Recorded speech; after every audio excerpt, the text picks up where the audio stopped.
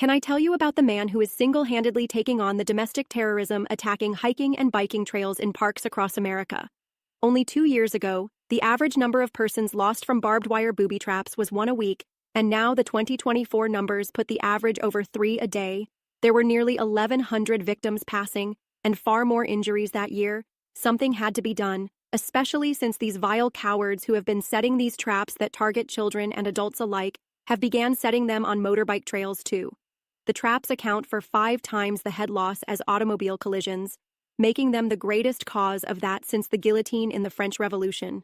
I have no idea why it took a widower single father barely making ends meet to step up and find a solution, but I for one am grateful someone is doing something. I only wish I knew what motivated him to do this, with so much passion.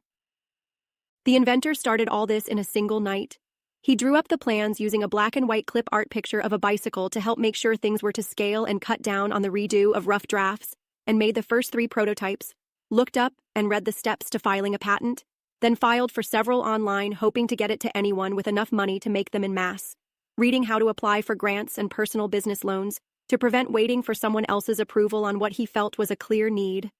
Learned the loan process that it might take some time. He read of the benefits of different ways to get more out of the little money he had by applying for tax-exempt status, and filed online creating a nonprofit company.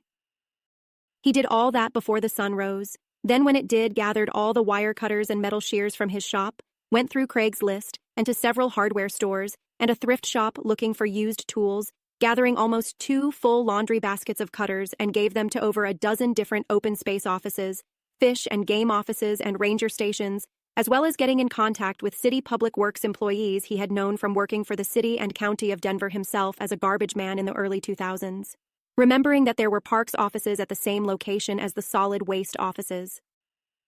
Also visiting the scrap metal recycling company that he sold aluminum cans and other scrap metals over the years, but this time, instead of selling for cash, he traded them for steel pipe and angle iron, using it to make a half dozen of the first 4 models.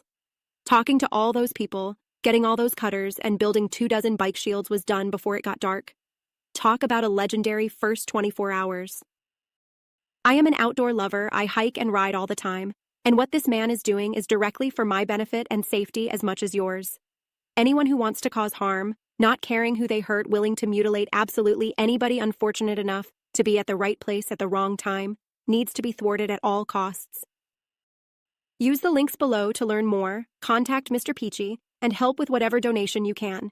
Even pennies add up, and only a couple bucks buys a tool to save lives for a trail. These barbed wire traps are nothing short of cowardly acts of domestic terrorism, and America is too great a place to allow this sort of thing to thrive unchecked and unopposed. The shields are needed to prevent injury and loss of life for riders and hikers alike. The cutters are needed so the traps can be destroyed and removed when found quickly and before they do any harm. Just look at what happens when good people try and do the right thing, but don't have the necessary tools.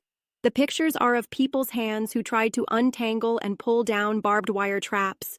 Regular people badly hurt, just for doing the right thing, makes them wounded warriors for a heroic cause. A cause that is far too big for one man to solve on his own. There are over 700,000 trails in the United States and over 54.7 million bike riders. It takes very little to do a tremendous amount.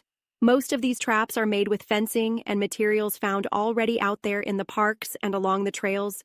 This makes catching the criminals who set them all but impossible because they don't have to carry anything out to do their evil deeds and have no risk of being seen with suspicious materials. The other bad thing about the materials already being out there is it makes them aged and weathered, so they blend in perfectly with nature, just adding to their camouflage danger. Your help is not only necessary, it's absolutely vital. Most people make excuses or put off trying to do things, especially when they have never been done before. People really hold back and hesitate when they have no experience with doing anything similar to accomplishing something new or unfamiliar. Like every aspect of this project was for him, with the exception of the literal metal work fabricating his invention. For that, he was able to lean on his ability as a craftsman and artist, being as he makes his living making and fixing things and selling artwork when he can. But the marketing and the rest was something he had never imagined he would do, and certainly had never tried anything like it in all his years.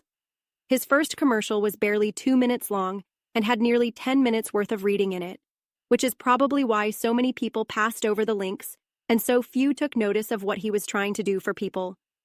That's why I and a few others are making videos for him, as well as setting up the way to donate to the cause and join his patriotic fight against these sicko terrorists who had been setting traps on trails hurting people for no reason.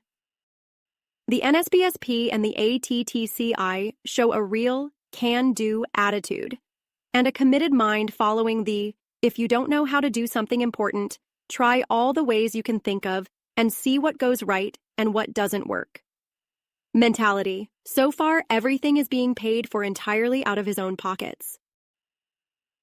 To learn more and help out, I set up a GoFundMe. January was the first full month he had to work, and he passed the goal of 500 by almost 2 dozen, and he hasn't gotten every state, but he has got over half the counties in Colorado and every state that touches its border, setting up either a plan to get cutters to the trails and parks or actually delivering and equipping trails and stations to some degree. It wasn't the goal he wanted, but it was more than he thought was possible. Other than encouragement and moral support from friends and others, he is still doing this entirely out of his own pocket.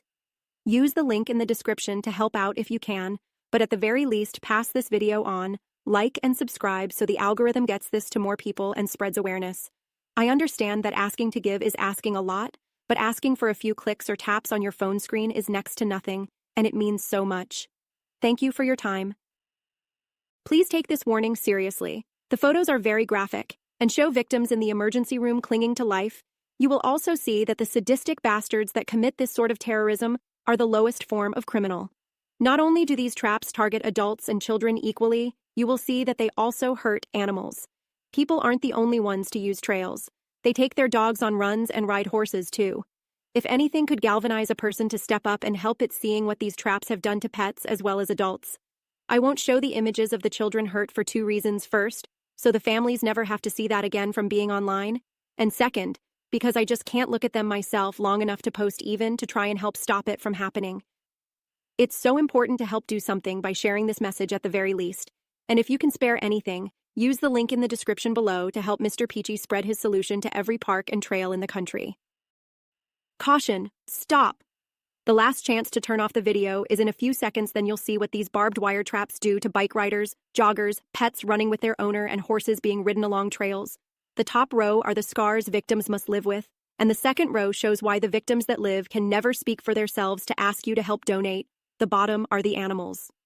The NeckSaverBikeShield project and its partner program, the anti-trap trail cutter initiative that Mr. Peachy created, are literally all that stand between cowardly attacks, inflicting such heart-wrenching and malicious injuries and innocent nature goers. The images are shocking, and once you see them, you can't unsee them. The link to the GoFundMe page is below, and so is the email for questions. The photos will show after a 3-second pause to give sensitive viewers time to stop this video now. I'm sorry you had to see this, but thank you for your bravery. Now you and I can see why Mr. Peachy is so passionate about keeping this from happening ever again. Please help however you can.